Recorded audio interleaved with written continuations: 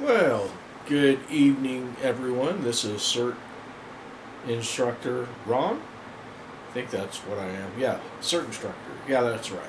Anyways, what I want to do is I want to share with you some items that you're going to need if you go to the field. Now, they're going to give you a bag when you complete the CERT course, and in that, you're going to get a hard hat, and you're going to get a vest like this, or one like this, or whatever. Most of the time they're green, maybe yellow or whatever, but you're going to have the reflective stripes with the name on it, and you're going to have some gloves, a wrench to turn off things like gas and water, and if they have to, and we have them in our trailer that we take out the locations, and we show people how to turn off, gas and water, and that way they know, and we can show them, and they can do it, and yay, that's it. The one thing I'll tell you, flat out, I don't see in the CERT manual, and it's kind of surprising, especially in rural parts of states across the United States. You're going to find them not in major cities, but in rural areas, and that's propane tanks. So, any of you that ever run across a propane tank and it's leaking, propane is heavier than air. I know this. I was in the propane business for a while. I won't educate you with everything, but anyways, you just turn it off like a water faucet. It'll be on the top of the tank. So you lift the lid, uh, you know, put it down, whatever, flip it back, and there it is. Just turn it off like a water faucet. So it's not that hard. They're made to do that, so that if there's a leak, they can do it. So one of the things that I ran into in El Reno was a leaking propane tank. I think by the time we got to it, it had all leaked out, but the tornado had, this is 2013, had ripped the tank off the ground, gave it a whirl, and well, when that line became separated from where it entered the house, which is copper going to steel pipe, it leaked. And so, I don't know, probably not a lot of propane in it, but that's the story. So, if you have to, get on YouTube, look it up, because the CERT course isn't going to cover that. And the other thing I'll say, and this is not an indictment against CERT, but they don't teach you everything you need to know. But the basic things you need to know, you're probably going to learn. Things like cribbing and some other work, So let's just get into it, and I'll tell you some of the things that you might want to throw in your bag. First of all, it may be raining, so have a poncho, a rain gear, stay warm and dry, and a space blanket. And if you have, more than one space blanket, that's a good thing, because some of those space blankets you may have to pass out. Maybe you can get them from your emergency manager or somebody, but if you don't, let me tell you, over the years, I won't even tell you how much I've spent on CERT gear. So it's quite a bit. So I have all the gear I need, I think, and even some I probably don't want but have. Got a dog hair on my eye. Anyways, so with that said, let's get into it. Minus the dog hair. Okay, so this is some of what I do. And this comes directly from my bag. And if you notice, the biggest thing that you can do is put everything in a baggie. And there's a couple of reasons. One is, more dog hair. The big thing is this stuff is going to stay dry. You never know if you set your bag down and it starts raining and you're busy inside doing something on a building or search, who knows, and your gear gets wet. If the bag's wet, not a big deal, but your gloves and extra socks and other things that you might want to take along, put them in a baggie of some sort and seal it and fold it over, whatever, put it in your bag. But in here, a couple of things I have that I feel to be very important. Somebody might disagree with me, and that's okay. They're allowed to be wrong. But anyways, all jokes aside, a good pair of toenail clippers. One of the things that I did, I worked at a camping store for a while, and there was always the thing that you wanted to tell people is out and about hiking around, you have to have a pair of toenail clippers because sometimes you're walking uphill and downhill and sideways on your foot, you're twisting, you're turning, and a lot of times if your toenails aren't clipped, they're going to cut into the side of your foot. So it's a good thing for CERT to have, in my opinion, toenail clippers. I always have two pairs. One is none and two is one, but yeah, a good pair of toenail clippers, if not two in some cases. Another thing to have is a water filter, and I have been in places where the water's contaminated because you had flooding. And so even though the waters may be working, you don't want to drink it. And again, I'll say this again, a lot of people say just boil the water. No, you don't know what's in that water. You're not going to get the chemicals out of the water. That's why you have to have a filter to get those chemicals out of the water. Okay? And again, a lighter. Not that I smoke, but you never know. Worst case scenario, if you get stuck somewhere, it's cold, maybe you can start a fire and keep yourself warm. So it's always a good idea to have a lighter. Another thing I have is a can opener. You never know. You may have cans that you run into and you don't have a way to open it, and there you go. Those are simple items that I take with me on every deployment. I put it in my bag, and I know that I can get fresh water. And a lot of times, just going back to the whole water thing, if it's murky water that you're having to deal with, if you have a bucket or something, let that murky water sit in the bucket, and the sediments will drop out, and then use your water filter. Just a piece of advice. Another thing is a whistle. It's good to have a whistle all the time on you, if not two, and with some sort of an attachment so you don't lose it. And so these items are something you really, really need in CERT. And this is things that you're not going to probably get in your CERT bag. At least when I took it, we didn't. So that's not an indictment against CERT. That's just saying these are additional items. Another thing that you're probably going to have, set this over here and out of the way, is a card of sorts that when you go in to do your marks on a building, there's things that you need to know. And again, a lot of times what I do is keep this card, because you can't remember it every day, and I'll get closer here in a minute, inside my helmet.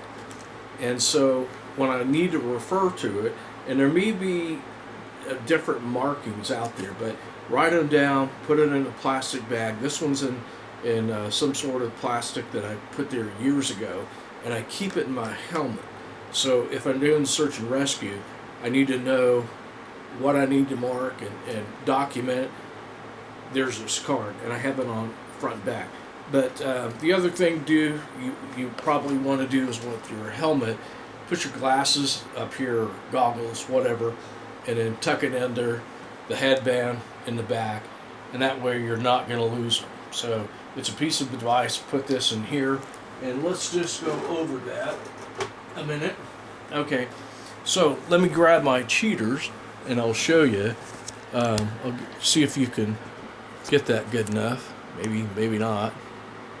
Light's reflecting, I think. But it's basically going to show you, make that stroke, left hand downward. And that's going to be your team identifier. And then top quadrant, the date. And then time and date. And the time you left the structure is going to be at the top. And then right quadrant will be hazards found, and bottom, number of living or dead victims still inside the structure, whatever. Writes in black marker or lumber crayon. So I used spray paint. There's also stuff about emergency signaling, about blowing and whistle, all's quiet, one long, signal for 3 seconds, evacuate the area, 3 short, 1 second each, and then resume operation, one long, one short. And that may be different in different places. Um, so you can see here how they mark structures. I won't get into it. You can read it, but you can be familiar with it and, you know, write it down or take a picture with your phone, something like that. So it's important to have. It goes good with the hat. You know, the other thing that you're probably going to have, if you have it, and I have it, I've got it stored away right now, and that's some sort of GPS and compass, you know, both of them. And so in a disaster area, a lot of times things can be wiped out, like street signs. And so you don't know where you're at. Sometimes you can recognize a street, you know, if it's a cul-de-sac or something like that, you can walk down and find that street, but maybe you don't have it exactly right. But you know, it's good to have a GPS, whether something that you're going to use in your car. You can actually put the coordinates in where you are and send those to somebody over your phone. Again, a good program, I've said it before a dozen times, is Zello. It's a push-to-talk app. Everybody's heard me talk about it. I've used it with my team and in training people. So it's a really good app to have. Another thing to have so that you can communicate with other people. Now, the thing is Zello is not going to work if there's no data. You're screwed. That's just what it is.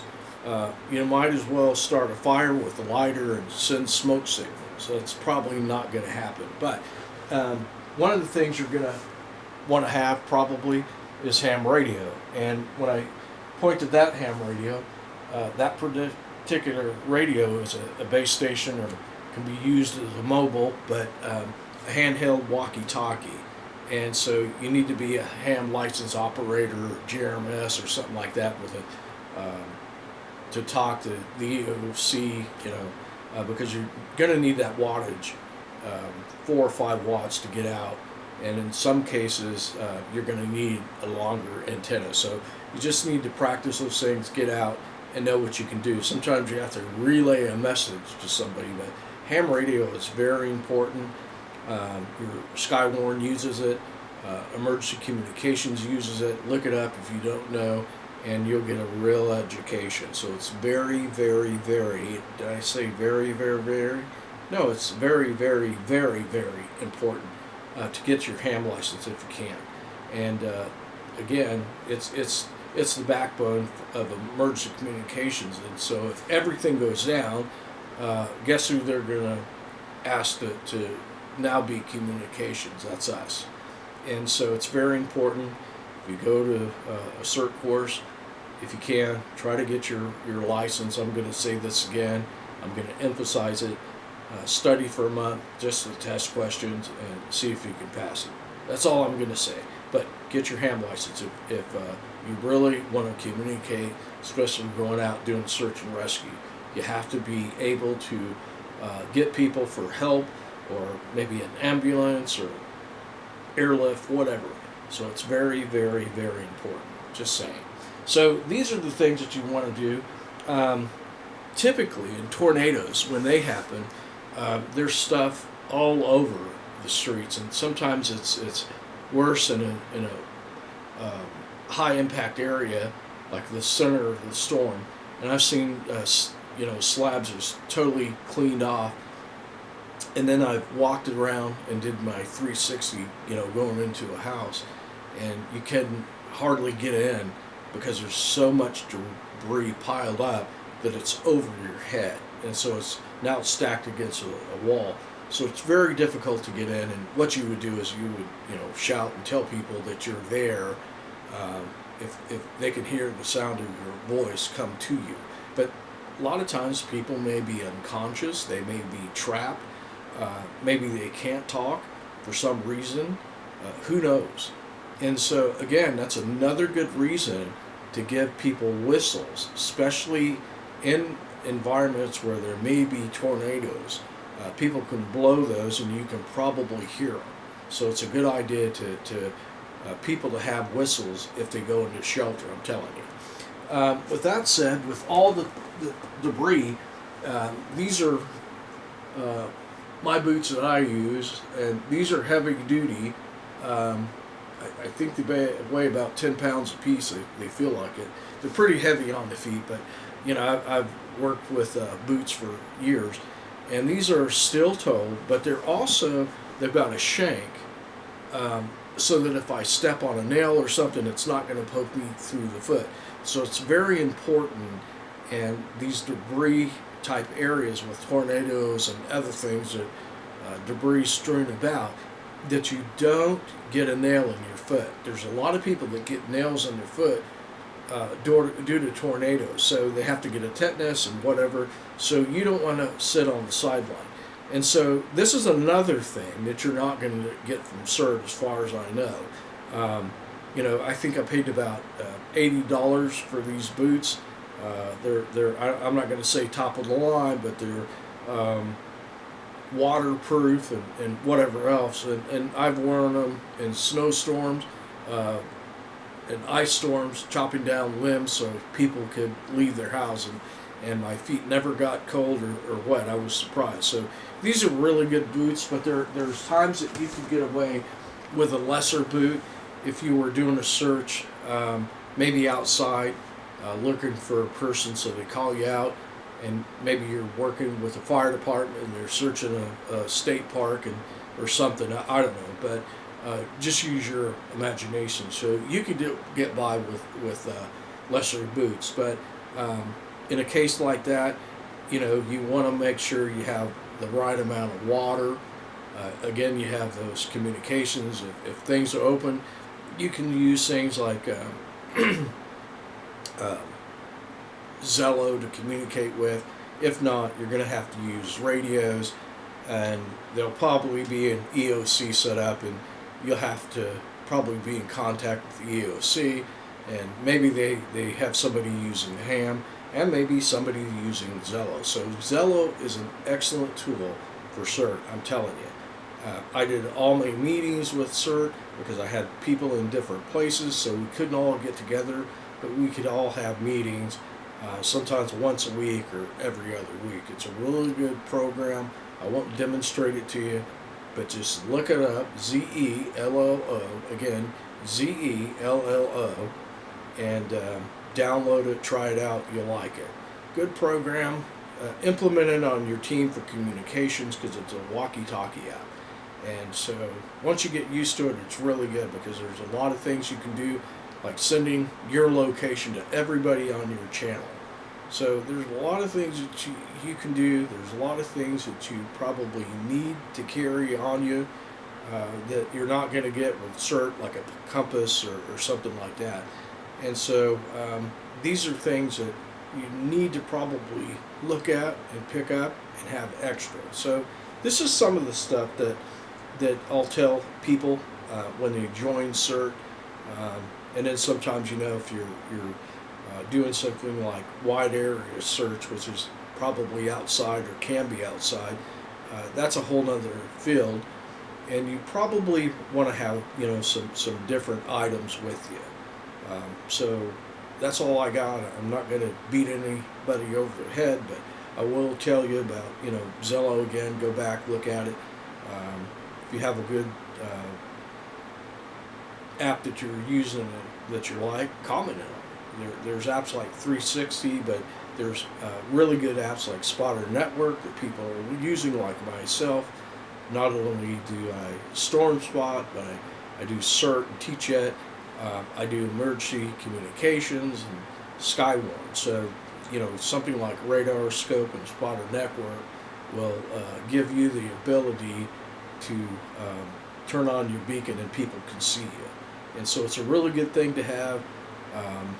If you're a ham radio operator like myself and others, then you can use APRS, download that program, and use that. So there's programs out there like Peanut that you can use. I've talked about those on other videos.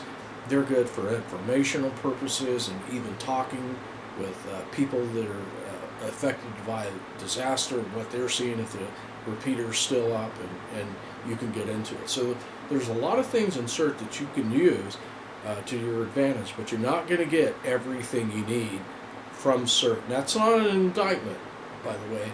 That's just how it is. They're going to give you the things that you're going to use most commonly, like gloves and some tape and rope and a flashlight. And the flashlights are adequate, I guess. But get you a good LED flashlight. You can put it on your helmet about like those goggles. And the thing is that if you get one that's a red lin or green lin, you're not going to be eating a bunch of bugs. You won't have the bugs just swarming you at night, especially mosquitoes and maybe moths. So if you can use or find a cheap LED light, maybe that's waterproof, so that won't be cheap. But if you do, you're not going to be eating the bugs and be bugging with the bugs. So there's things you need like insect spray and all kinds of things. So think about what you need to fill and have it, put it in plastic bags, put it in your backpack, and be ready to go. Have a couple of bottles of water. In some cases you're going to need more. Take more with you, but carry a couple with you when you're in the field. And that's all I got. Rain gear, whatever's going to happen, be ready to deal with it. A good hat. Myself, I'm not going to wear a hard hat in the woods in 100-degree weather. No, I'm going to wear a soft cap, probably tan in color, that's going to let the air through. So that's what I'm going to do. I'm not going to have a stroke wearing a hat. And so just because it says CERT on it, in my opinion, doesn't mean you have to wear it all the time. Use it when you need it. And that's all I got. And if you got questions, comments, something you thought or think I left out, let me know. But yeah, the things you need, have on you. The things you don't need, don't really carry them. Or carry the things that you need in your backpack. And there's some things like, water filters you're going to carry in your backpack, but may not carry it to the field. So just pick and choose things, but always have that bag ready to go with everything in it, because you never know when you're going to need it. And that's my thing. But anyways, this is CERT Instructor Ron. Please like and subscribe. I hope you find some of this humorous. I laugh about it sometime because I go out and train with people and they come out with their hats on, their hard hats and goggles on and whatever. And sometimes you want PPE glasses maybe that are sunglasses, so you kind of dampen the sun and protect your eyes. So that's a good thing to have. You can pick those up. So there's a lot of things that you can improvise, and that's all I'm trying to point out. I can't point out everything, but I can point out a lot. And with that said, please like and subscribe, and if you got any other things or ideas, throw them in the comments. I'd like to see them. But anyways, that's all I got. Take care of one another, and be ready to serve other people in your community. Thank you, guys.